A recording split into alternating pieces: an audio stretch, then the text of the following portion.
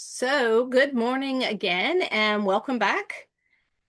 We are in session 7. I am blown away that this has moved so fast, or it seems like it's moving fast to me. I'm not sure about on your end or not, but today we're going to dive into one of the most important yet misunderstood parts of running a thriving auxiliary unit.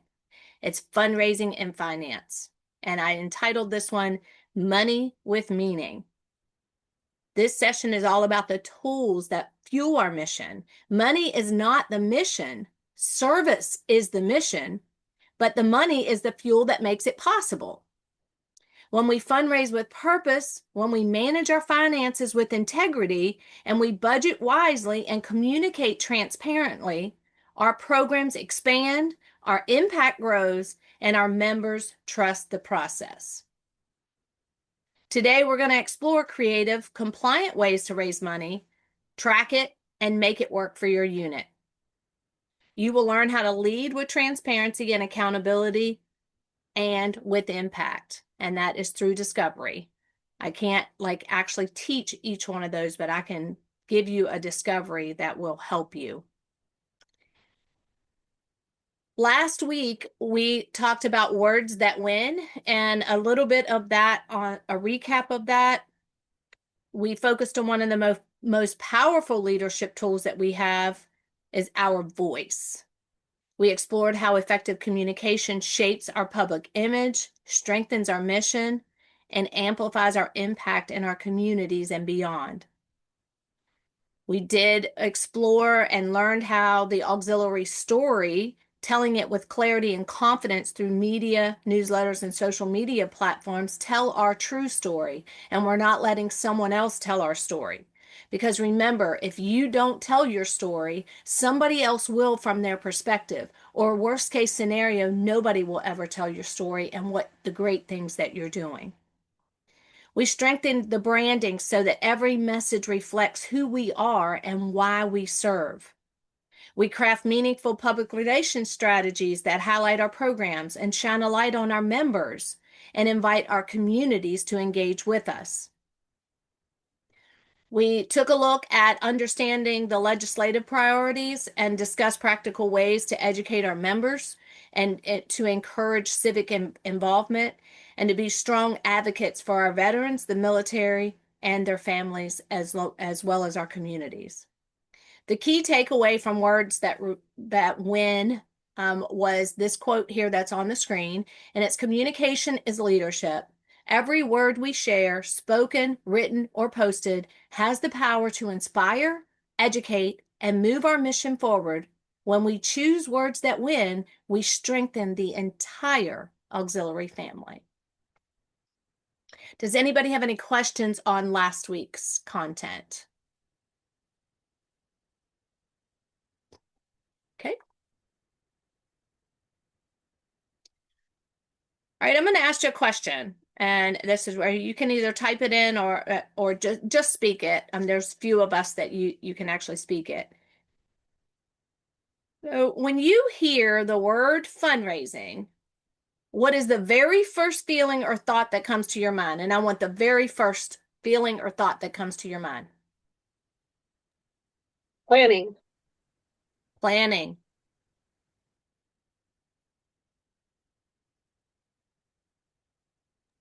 Purpose. Purpose. Okay.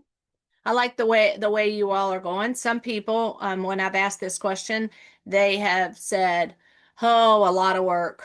Oh, fear. Like, well, are we going to raise enough money? Or who's going to do that?" They become in that the the low end energy that doesn't want to look at the big picture. So I like your planning and purpose. So now if you think of a time that the auxiliary and your auxiliary or somebody somewhere in the auxiliary, You? what Sorry, what did I, you say? I came unmuted. I was talking to a kid. I'm sorry. It's okay. Technology and the craziness of it, but we're thankful for it. But I want you to think of a time that the auxiliary helped someone whether it was a veteran, a family, a family member, or a child, a military, someone that truly made a difference. And I want you to hold that moment in your mind just for a second.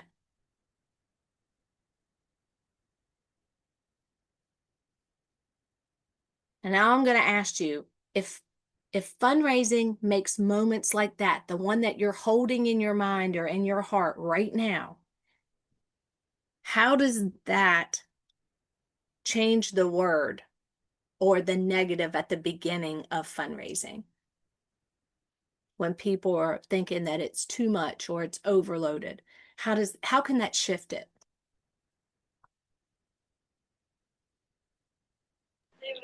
Makes it worth it.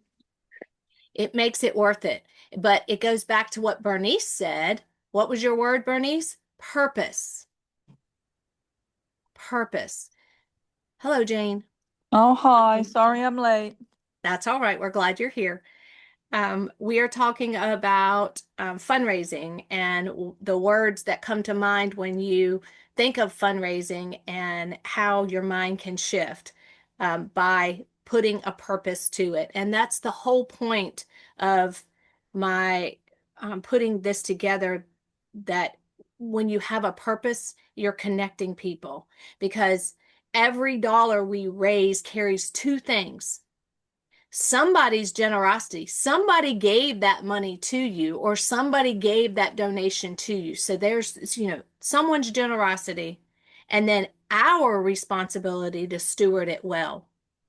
Transparency is not just reporting numbers, it's honoring the trust behind the contribution.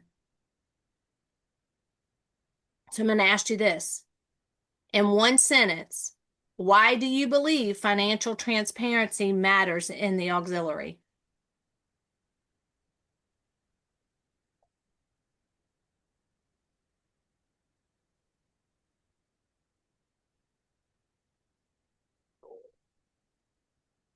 Well, this sounds weird, but transparency matters in every fundraising because of the suspicions that are out there, and these suspicions are caused by um, unscrupulous fundraisers throughout not just our nation, but the world.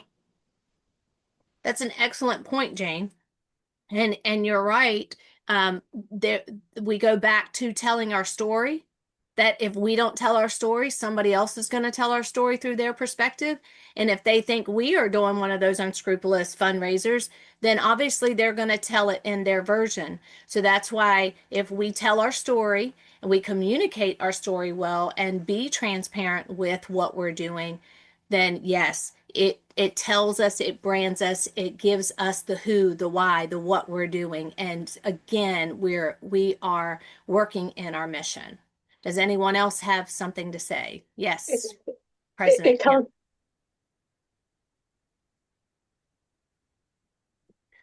President Kim, you have your hand up. Okay, then go ahead, Chantel. it comes back to what we spoke about last week with mission visibility. It earns the trust of those who are going to be donating to us to know that we are going to be trustworthy with their money and use it adequately according to what we are planning and what we are telling them we're using it with. If we don't use the money correctly, we don't follow through, then they have no reason to continue donating with us. Exactly. Excellent. That's a beautiful, beautiful point. I have to say something too.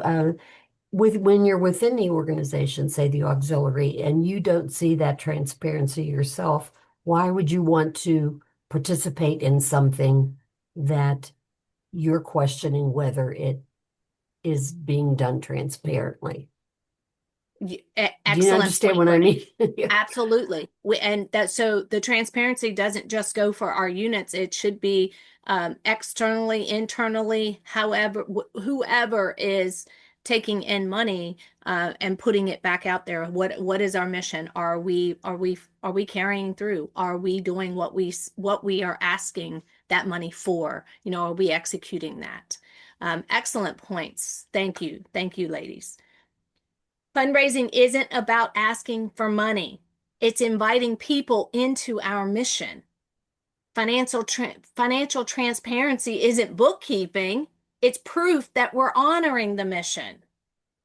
So today we're going to learn how to do both with confidence, integrity, and impact.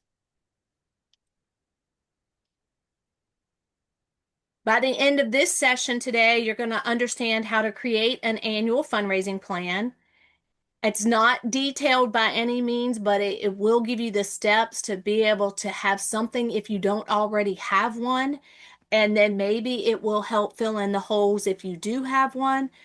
But we're going to also implement best practices for financial accountability. Let's just touch base with them to see if we're doing them correctly or within ALA guidelines and IRS guidelines. And then we want to be able to match your programs with purpose-driven fundraising that supports actual needs in your community. And we've talked about going out in your community and doing those needs assessments. A couple sessions back, we talked about how you can go out in your communities and find out what is the need so you can match them up so that you can ask specifically for the dollars to meet those needs or the donations to meet those needs. I will give you some real life examples from Unit 23 and how we made those fundraisers effective, meaningful, and mission focused. And I want to begin with this thought right here. Money sitting in an account, and I will say this over and over and over again, money sitting in an account isn't service. It's potential, but it's not service. Money moving back into the community is where the magic happens. And when you're putting money back into the community that you've went out and fundraised for, the community sees what you're doing. That's the integrity. That's, putting the money back to the needs that you've assessed and the money that you've asked for. So again, money sitting in an account isn't service. It's potential. And money moving back into the community is where that magic begins. I know a lot of people like to have a big bank account. But if we're asking for money to carry through these programs and services, we should be carrying them through and not I say chinching on it or skimping on it. But we need to get it out there. We need to do good. We're branding ourselves where every time we're out there, our visibility gets higher and higher and higher. Purpose-driven fundraising. So let's talk about it. A fundraiser works when three things are clear. And here they are. What program or need are we supporting? Why does it matter right now? And how will this fundraiser move our mission forward? Every dollar raised should have a purpose attached to it. Every fundraiser should have a why, and every member should understand how the money fuels the work we do for veterans, military, their families, and our communities. And when I say that, it's every dollar raised should have a purpose attached to it, because the purpose is evoking an emotion that helps people to decide whether they're going to give to you or not. If you just go out and say, I'm raising money for the American Legion Auxiliary, well, what are you going to do with it? But if you go out and say, I am doing a hoodie drive to be the one to warm these children in Mason County because the older students don't like to wear coats, but they're cold and they prefer a hoodie. When I talk about that, next thing I know, I have 50 hoodies donated. Next thing I know, I have 25 hoodies coming in. Next thing I know, we got a whole stack of hoodies getting ready to go to the school board office to warm these children. But if I just put it out there and said, I'm raising money for the American Legion Auxiliary, I'm not likely to get much. But when I put a purpose to it, great things are happening. So when we move through this session, please keep in mind, when money has a meaning, fundraising becomes easier, it's a lot more joyful, and it's more supported by your people in your community. So I'm going to ask you, what program or need are we supporting?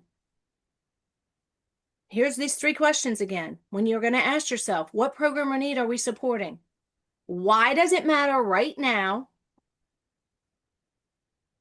How will this fundraiser move our mission forward? When your community knows what they're supporting, donations will increase. And when your members understand the purpose, participation increases. So I'm going to show you what a little bit of that looks like from what I learned last year. Some of these aren't traditional fundraisers, and you'll hear how it was still a fundraiser. Moth Jam during the Mothman Festival last year, or this year actually, well, last year too. We've done it for 3 years now. The fundraising took place during the festival. The festival is put on by the Mothman Museum that brings in about 30 to 35,000 people into our tiny little town. Our post is situated on Main Street, and we were a part of that. We partnered with them. We had Moth Jam within Mothman, and we had music. We had the post open for clean bathrooms, air conditioning. We had food for sale. We did a whole membership drive. We actually got new members from it. It was an exciting day. We had veterans come to listen to the music, and service in action is when those veterans were sitting out in the hot sun. And I walked up to several of our sons and some of our the commander and some veterans. And I said, these guys need shade. Can we just move this tent over them? We went and got a 10 by 20 tent, picked it up from the corner and brought it right over top of those veterans. And the band recognized what we were doing, and they literally said, look at that service in action. Look at these ladies and gentlemen working together. And, that was a small moment. I just had to share that because it just popped in my head. But the Moth Jam was our signature largest event fundraiser that we did in the last 3 years. Not sure what it's going to look like for next year because some laws are changing within the city. So we're evolving with it, but the partnership that we have with the city will help us to be a part of that festival, whatever it looks like. So the Moth Jam did for us, we got to partner with the Main Street organization, several local businesses. We had volunteers from the entire American Legion family. We all input and made it happen. It was a total family event, and it was beautiful. It was absolutely beautiful.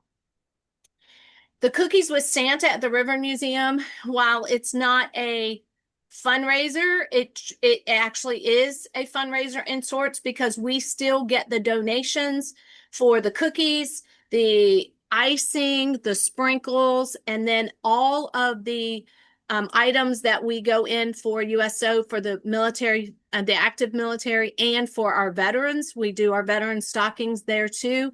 And the children and the families help us to package those, and then we will have a delivery day for the veterans on the following Monday. But all of that those are donations, so it's a fundraiser. It's not your traditional fundraiser where you're out here collecting money for at a gate for something there, but it is a fundraiser in sorts because you're asking for the donations to fulfill those the need that you have for the stockings, and then the children's gifts. I mean, we give them a little something when they have a picture with Santa. They get to make cookies with Santa. Those cookies go home with them. So that's visibility. Again, it's type of purpose-driven fundraising. We have a message to tell. The Purple Up and Military Children initiatives. We had to have a sponsor to pay for our Purple Up shirts, which they turned out beautifully. We had teddy bears, purple teddy bears that we gave to our military children to let them know they're our heroes too. And again, we had to fundraise to get the money to be able to purchase and or get those donations. And I hope you're seeing the pattern. The Veterans Luncheon and the quilts that we did with partnering with the Quilt Guild and being able to see that process and be a part of that process. It was visibility and building partnerships again. The Wreaths Across America coloring contest. That is basically saying to the children's parents, this is who we are, this is what we're doing, we will not forget. And it gives them a way to be a part of it, but it also gives that visibility so that we can actually get more wreaths on graves in our communities. The raffle items, I say these are like your add-ons, but these can also be the ones that, it doesn't require a lot of manpower, but we have one almost every other week on the bar at the social quarters or in the social quarters. And people are buying chances on these raffle items because we have them specifically listed for our scholarship fund. Our scholarship fund is growing, and we are so proud that we were able to establish a separate account for the scholarship fund. And we are constantly putting the why we are raffling this off. It's not just for the auxiliary, it's for the auxiliary scholarship fund, or it is specifically for something. It has a purpose. Let me go back here. Does anybody have any questions directly related to this process I here? wanted to say something about that. Yes. Like, for instance, the cookies with Santa. So it's really easy to identify like which program that is benefiting, like education, children and youth, because you're doing the stocking. So that's the veterans, so if you can identify which programs are benefiting from that too, that helps a lot. That's And exactly it's right. easy. Yes. And you actually almost took some words right out of my mouth for the next slide, Jane. So that's Oops. no, it's not an oops. That's a yes. My Janie is paying attention. I get excited here.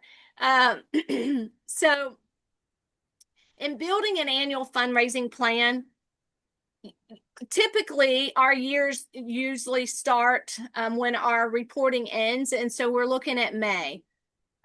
So we are in December, so pretty much over half of our administrative year has happened, and I'm bringing you this information, and you're like, wow, I could have used this way back when. Well, we are moving forward. We're using this as planning ahead. So you have to map your program year. And so in Jane's words and saying, some of those things were easy to put into play, but you have to list every planned activity that you're doing. And then you want to be able to put it into one of those programs, whether it's children and youth, Americanism, national security, VA&R, community service, juniors, AEF, Girl State. I know I'm forgetting some, but I'm just like rolling them off here. But you want to be able to say, all right, we're going to do this, but we need funding for XYZ. So you want to be able to look at the ones that require the funding, and then you have to say, how much funding are we going to need, or what donations are we going to need to pull this off? And so you have a plan, like you have all right, we want this to happen, and all right, what's it going to take?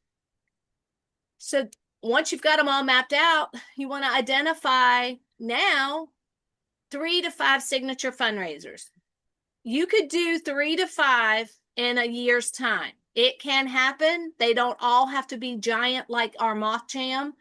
They can be the smaller ones, but still, you want to identify 3 to 5 that you can do.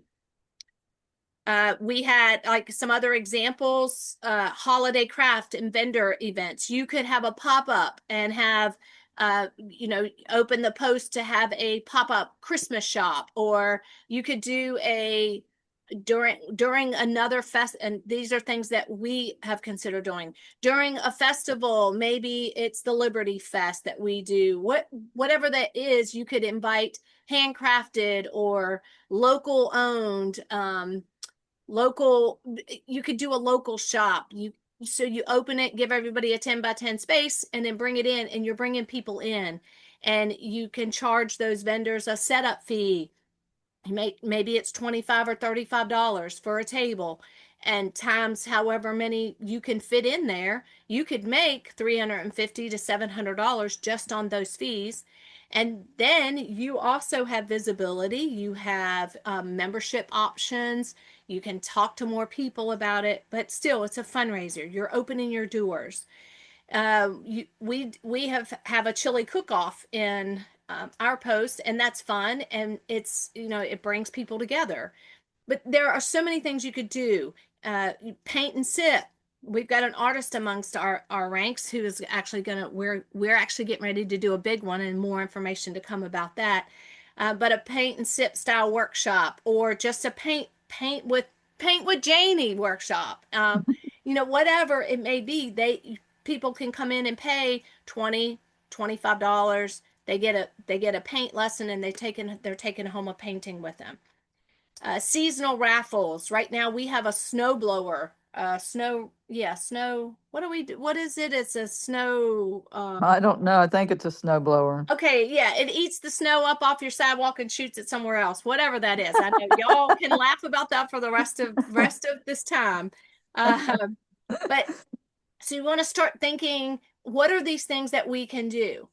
And then once you've got them figured out, then you want to add supporting mini fundraisers, and that's where there's a big band playing at your post on a Friday night, and you go to the Legion and say, hey, can we do a 50-50 drawing tonight to support our whatever it is? Maybe there's a junior in need, maybe there is a family in need of something. Can we do a 50-50 that will support this? Give it a purpose. Don't just say, can I do a 50-50? You can, and chances are you're going to get a yes or a no. 50-50. Huh. You get it? 50-50. Nobody's laughing. Anyway, I am. thank you. But you can ask, but you could go to them and say, we have a member in need. Can we do a 50-50 drawing at the dance on Friday night? Those are add-ins. Those are mini fundraisers. Things like online silent auctions. We have a raffle going on right now for a beautiful Mothman quilt that was made by one of our members.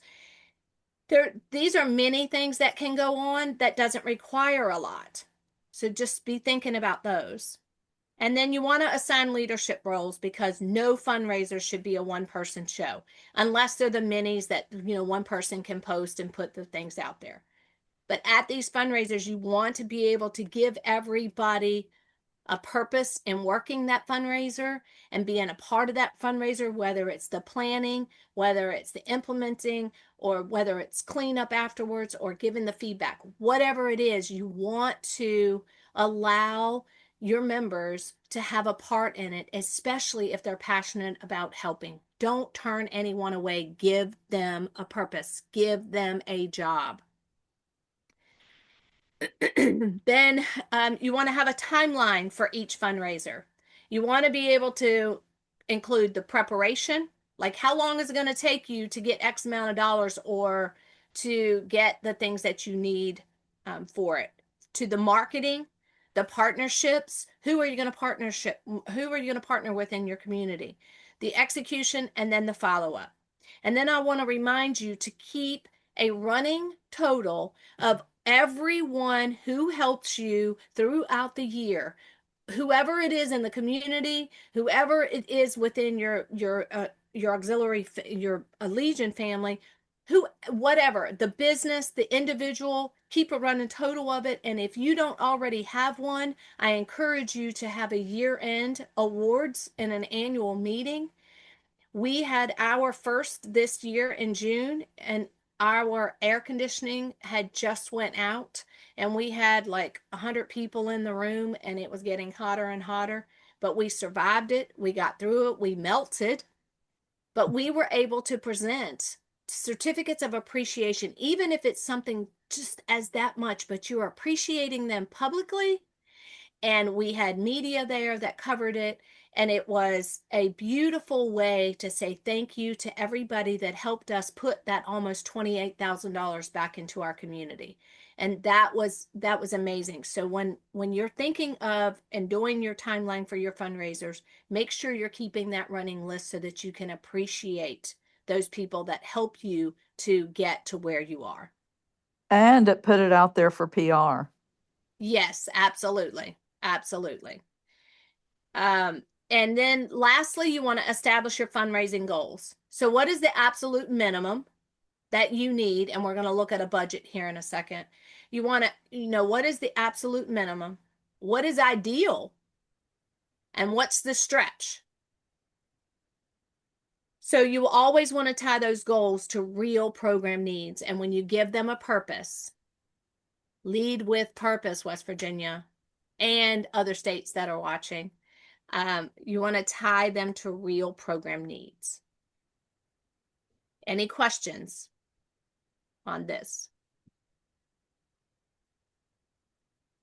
Okay. Under financial accountability, best practices every unit should implement.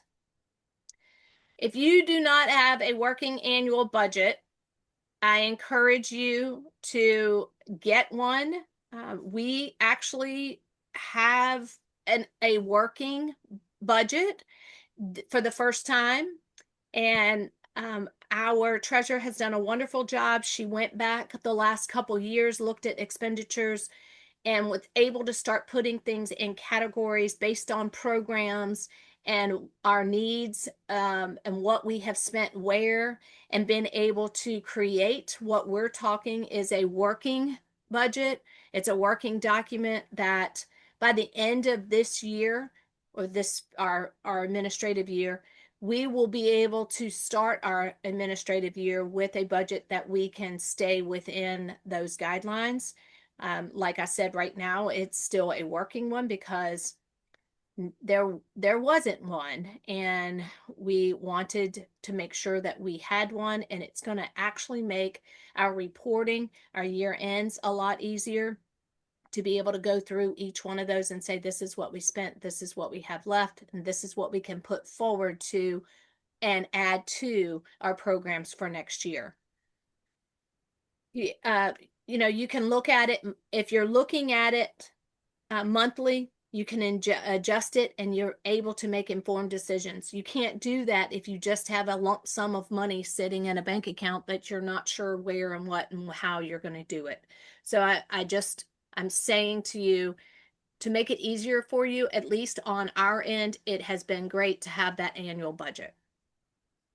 You want to have that transparency at every meeting, and we've talked about that just briefly at the beginning. Treasurer's reports for all bank accounts, not just one, not just two, or whatever it is that you have, all bank accounts. The treasurer's report should include, and it should have program specific updates in there that based upon like where you have them chopped out on your budget, you want to be able to look at them and say, oh, the children and youth, we spent $1,000. We only have $8 left in there. Is that something that we need to adjust? And we can look at it and say, oh, we still have this going on, so we need to raise this amount of money, or we need to get this amount of money moved into that column. So we're looking at the budget versus the actual spending. So we're being able to pay attention to it so we can add to it, take away, or move around to what is specific to our needs of our unit. You want to be able to have dual controls, and our bank accounts have 2 signatures required, except for we had created a membership account so that we could pay so that we could use the ALA-MIS system. We have to have that debit card or credit card in order to process memberships on that. We were using a members card and then having to reimburse, and we just felt like that was just too much. So we went to the bank and talked with them. So our membership account does not have 2 signatures required, because with 2 signatures required, they will not give you a debit card for that account. It's just the way that the banking is set up, at least at our bank anyway. But all of our other bank accounts do have 2 signatures required on them, but that membership account is accounted for at every meeting. We have the report, we have the bank statement, so we know that it is a complete checks and balances. And then you also, speaking of checks and balances, you want to have that on handling cash. You want to be able, if you're running a fundraiser, you want to be able to have 2 people to account for that cash. So one person counts it, the next person counts it, check it off. Just making sure. It's just keeping keeping things open and honest and, again, transparent. And you want to separate the duties. You do not want to have, the treasurer does not do the audit. You have someone else in your unit that actually does the audit. We actually do a mid-year audit and an end of the year audit signed off on and put in because we are required to have at least the end of year. We have our documentation that's stored properly, and we have receipts. We have receipts for all expenditures. And it's really important, especially when you are reimbursing a member, that you have that receipt attached to it, so there is no question whatsoever that the money that check was wrote out to that member was because of this receipt that was approved for that program. And then you want to have, we have, which I'm sure most of you already do, is to have a clear approval process. In our Constitution, bylaws, and standing rules, it says how and what and who can do X amount of money and how it's approved. And then lastly, you want to be compliant with your ALA and IRS regulations. We have proper banking. I will tell you that when I was reading all of the things that we read, and a little bit more information than I ever thought I would be reading, but that's great. I found that we were operating under the post EIN, and I knew that in the books it said we'd have to cease immediately and, apply for our own. We did. That was a big, huge process at the beginning of my presidency in the unit, but we were able to conquer it and make it happen. We are fully in aligned with the ALA and IRS regulations. Our reporting is up to date, and we do track our restricted funds separately, and that's your welfare account, and we have that in a separate account all on its own. So we're tracking what we are raising for that, and what we are spending for that. Any questions?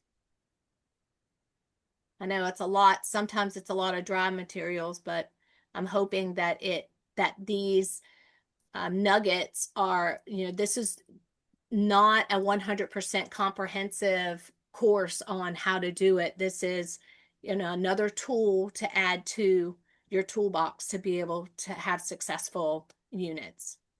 From what we ran into with the regulations as far as being our own entity and that kind of thing, I wonder if maybe there should be a committee or something to stay on top of those regulations and make sure, like maybe just mid-year or quarterly, to make sure that we're doing everything we're supposed to be. I think that could truly fall in line with Finance. the risk and compliance too. Oh, And okay. yeah, what were Yeah. you going to say there, Chantel? There's actually a course on our ALA national site on our taxes, our 501(c)s, the whole 9 yards, and there's also a hotline on there directly to national that can help us with all of that as well. It's very educational. I took it a few weeks ago. Yes, and that's what Chantel was talking about, is the ALA Academy. And I will be honest, that's where I find a lot of my information. And I have been able to, you can click it, listen to it, and take it in. And then you're like, oh, wow, that's a light bulb going off. But if you don't already have access to it, go on your login for your ALA national site, and then you'll click the ALA Academy, and then it gives you all types, all sorts. I think, how many are there, Chantel? 40? There were 42, but they've added, I think, 3 more. I just finished. I think there's 45, but don't quote me on that. There's a lot, but they are taking off some of the older ones as they're bringing in the new updates. So don't go take a lot of the older stuff because it does no longer apply. I've learned, Right. obviously we grow and change. So take the newer ones and try to not take the older ones. But the NEC is bringing out, there's a lot of newer ones where you take pieces of it as they come out. So that way you're keeping up with the newest information. It's actually very informative. Yes, absolutely. And that's how we get our information, going to the top and then dissecting it and putting the pieces together. And we are very fortunate to have the amount of information that we have. And it's the support that we can give each other when we find out that new information and then share it down the pike. It just helps tremendously to build us as a cohesive auxiliary. So how do we get the money back out into the community? And like if you're putting a purpose to them, and here I know this, you could look at this and say, well, we put the cart at the end, or the cart before the horse, and talked about putting it back out there. Well, here it is. You have the scholarships that we award. We have almost $3,000 in scholarships that we're giving to Mason County students now. The veterans meals and care packages. The veterans meals and those care packages don't just need to be at Christmas or Easter or at a holiday. They can be all year long. We have veterans that would appreciate just a meal, just to stop by and say, just thinking about you, here you are. Those can be ongoing.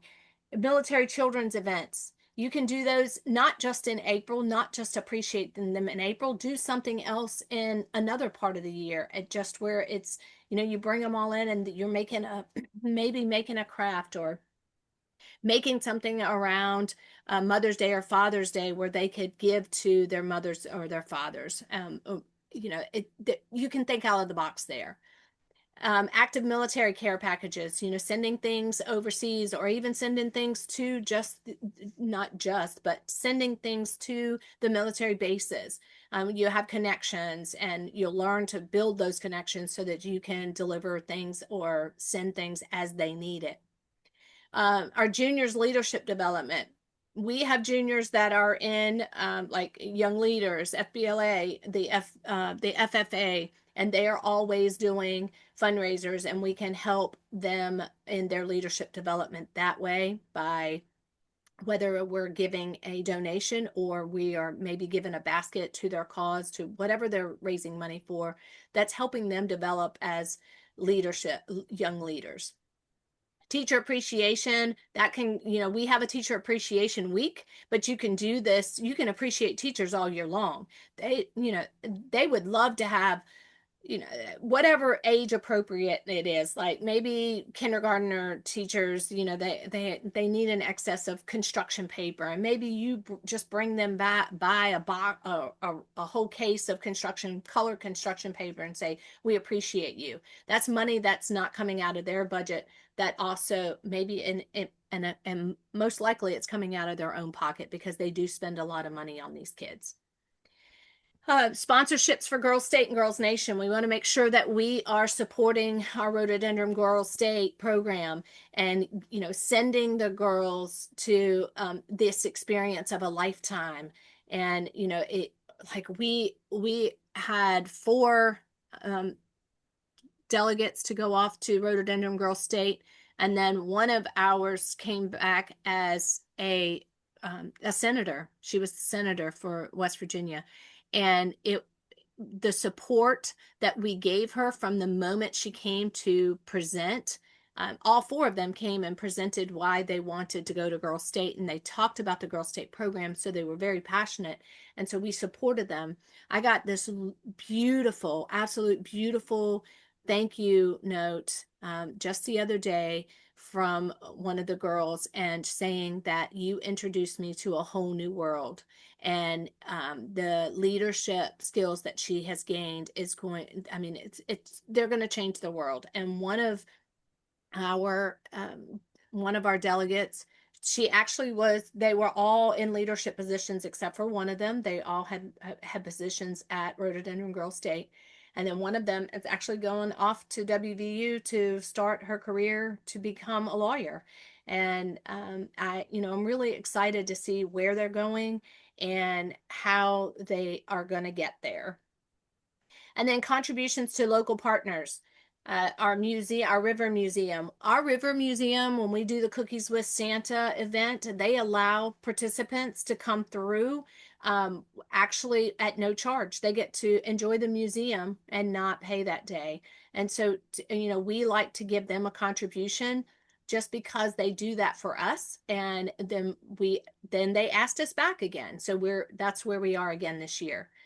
To Main Street, schools, the women's clubs, the garden club, the homeless shelters, the food banks, we fill on a regular basis our blessing boxes, and we have 3 food banks that we give food to on a regular basis. It's whatever their need is. Maybe one month they need peanut butter, so then we get cases of peanut butter and take it. Maybe they want beans. Whatever it is, we're doing that. So you can get the money back out there in ways that are um, you want to be able to, again, the needs. You're going to have to assess your needs, and that's where the dollars count.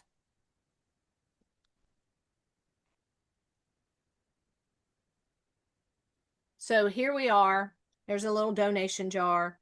And on those mini the mini fundraisers, you can have, and we have several of them out in the community. We have the poppy canisters, and we get quite a few donations from people putting money in. We have several businesses on Main Street that have those canisters in there with our poppies. So we are constantly distributing those poppies, which that is part of, let's not forget. But remember, leaders, fundraising and finance aren't just administrative tasks. They are acts of service. When we raise money with purpose, manage it with integrity, and reinvest it with intention, we honor the mission of the American Legion Auxiliary. You are not just raising funds.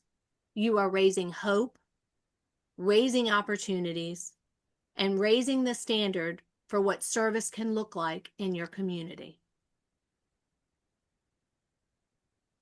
And I thank you all. And now it's time for you to give any comments or if you have any questions. My only comment is, and it's not appropriate in every case, but when you're putting it back out to the community, it's often, and I maybe keep harping on this, but it's often a really good opportunity for PR and things to be visible, like in the media, in the paper, that kind of thing, because that raises awareness of our program as well. Now, you don't want to put out there that you took somebody a meal. I mean, that's just wrong, But the Girl State and all that, which we did, we made sure that the community knew what was going on, and that's just, I think it's great PR for us, and I bet we get, like, for the Girl State, I bet we get a lot more people that want to go next year. Yes, we already have, I think the guidance counselor told me at last count there were 12. Wow.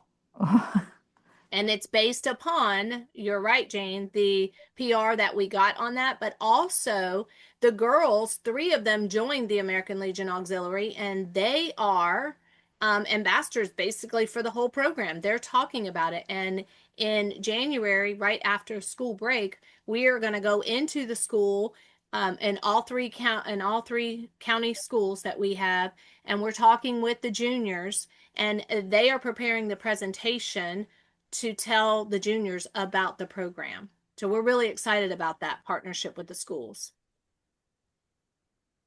Chantel, I think you were going to say something.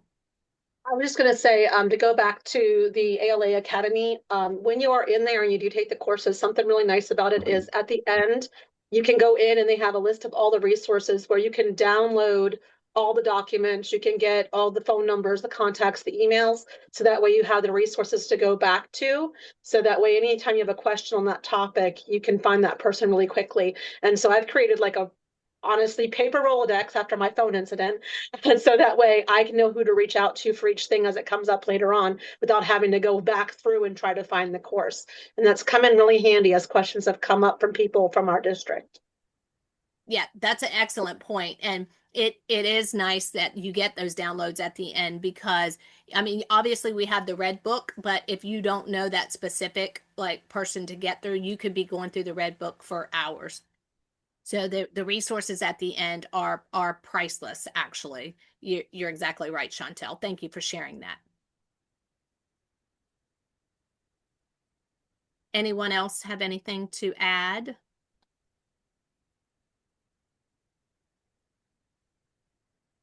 Okay. Well, next week, and this is December, you see this typo right here? And this is December. See, I am human. This is December 16th at 11 a.m. We will be doing the Heart of Service, the chaplain and community service. And I'm excited. I cannot believe that, that will be number 8. And we are like, so wow. We are, yeah. And again, I want to remind you that if you haven't signed up for Midwinter, you want to definitely get your reservations in. And I know that we haven't had like the official like registration for Midwinter come out. I think maybe it's in the spirit. I forgot President Kim. If you could type it or say it or something. I think we might do that coming up. Anyway, make plans to attend Midwinter because this is where we are going to we're going to recognize those of you that have completed 100%. If you have completed 100% of the Lead with Purpose, that means you have watched at all 12 sessions. We have a special presentation for you. And if you haven't been able to complete them all, you will get something. But I would like for you to have completed all 12 sessions. In any case, I'm going to, if I can stop there. I'm trying to get to the recording. Rebecca, did you ask me a question? I was talking with the student. I'm sorry. I did ask you a question. I was asking about, let me stop this recording.